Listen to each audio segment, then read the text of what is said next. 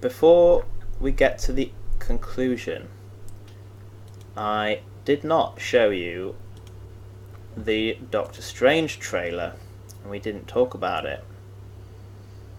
You guys watch this one? Mm-hmm. Sorry, I missed it. I told you that I'd fuck this episode up. Live reaction. Do it. Do the thing. So, someone tell me what you think of the new full-fledged Doctor Strange trailer. It's a bit trippy. Is that not what people said about the first one? Honestly, my first gut reaction is it's a bit trippy. It's interesting. It might be enough to turn away casual viewers. Okay. You're going to get your committed Marvel fans there, but that'll be enough to turn people away. The people who just want to go and see it because it's Bundersnatch Cummerbund or whatever his name is, they won't be going. Because really, you think it's that much of a turn off for them? I think it could be. Interesting. It's a bold way to go with the trailer. I'd have thought they'd have probably toned it down for the trailer to get people through the door. Hopefully the next trailer's a bit better, but what is it? We're not far off now, are we? It's November, isn't it? It's still probably a trailer in October or September. No, October, I think. We'll get. If they can tone it down for that one, they'll probably get the other people back, because people on the whole have got quite short memories unless you're really into the subject matter. I could see like an Ant-Man situation where it opened well, but then word of mouth kind of got more people to go and see it, and it kind of became this success because of people being like, "Oh no, this is actually really good." And then that film had a lot more problems than this film had, so and this has a better bankable cast. So I don't know. Boulder House Cucumber Patch is a very good actor, and he's got a lot of fans. Sorry, but he's going to get people through the door. He's going to get people watching it. People who, it's like the Robert Downey Jr. fans or the Chris Evans fans, who will go and see that just because they're in it or because they're A-list actors. That's what they're going to. The people are going to go and see it because of that. But it's a bit trippy. Go back to that point. I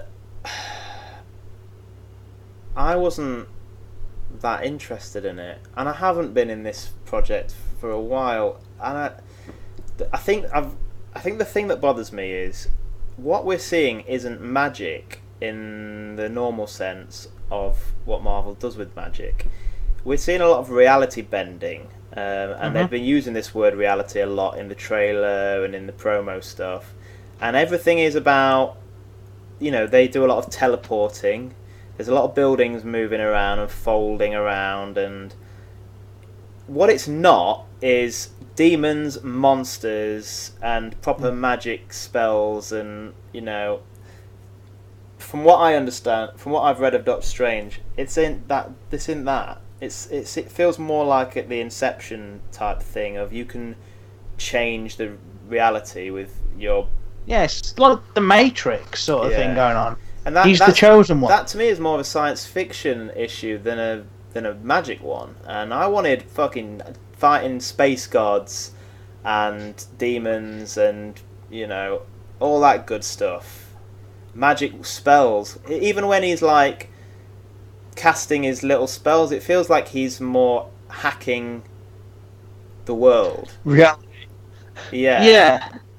That does make that's probably the best way to put it. And I feel like Marvel are just having to maybe try to make this fit in the bigger picture, because monsters and demons, they probably don't play as well to the Iron Man crowd, so they're having to make it sort of sciencey like they did with Thor, where they're gods but they're really space aliens and it's all technology that you just don't understand yet. Magic is a science you just don't understand yet. I mean, the Sorcerer Supreme could come out as being quite overpowered, which is probably why they quite overpowered, though. But the way they deal with it in the books that's dead interesting is they have these consequences for magic, and you cast a spell but it affects something else, and that, more recently in Jason Aaron's run, that's what they've been leaning on, And that's a really interesting side of it. Like, you can't just expect this power to come from one thing and it not be taken from something else. And I would rather see stuff like that. They've broken that already with Scarlet Witch, haven't they? They've sort of taken it so Scarlet Witch can do whatever she wants without consequences, apart from maybe being locked in her room. But they've already established that as her magic, again in inverted commas, air quotes, is free.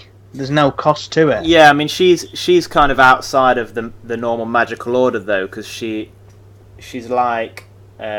I think Doctor Strange tried to explain her in House of M to like it's something to do with of the community, and he's like, she manipulates probability. But she's like a weird anomaly that is not a natural part of the magic world. She's not earned these powers, she's not come about them in the normal way, and so she's kind of outside of the natural order. But I just think that this doesn't feel like that sort of magic of spell books and tomes. And well, the comics spend a lot of time where he's reading that he'll cast a spell, and at the same time you've got an inset in the corner which gives you the page and the book. Yeah, and it's like the Book of Io, page 543. Yeah, that sort of thing. This just feels more like you can shape the world if you know how to do it, and it's not yeah, really red pill, blue pill. Yeah. So I don't know, man, I'm not that psyched up for it,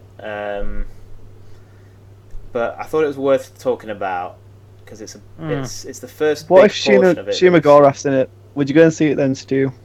I'm gonna see it anyway, clearly, but Shima Gorath appearance, anyone? I might not like it. Film of the year if it's Shima Gorath. It is Marvel.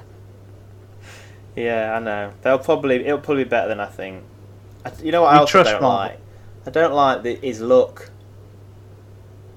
That he looks like Stephen Strange, because out of everything, that's probably what they've got the closest to the books. I know, but even in the books, lately he doesn't look like that. They've modernised him because he looks very 70s Strange.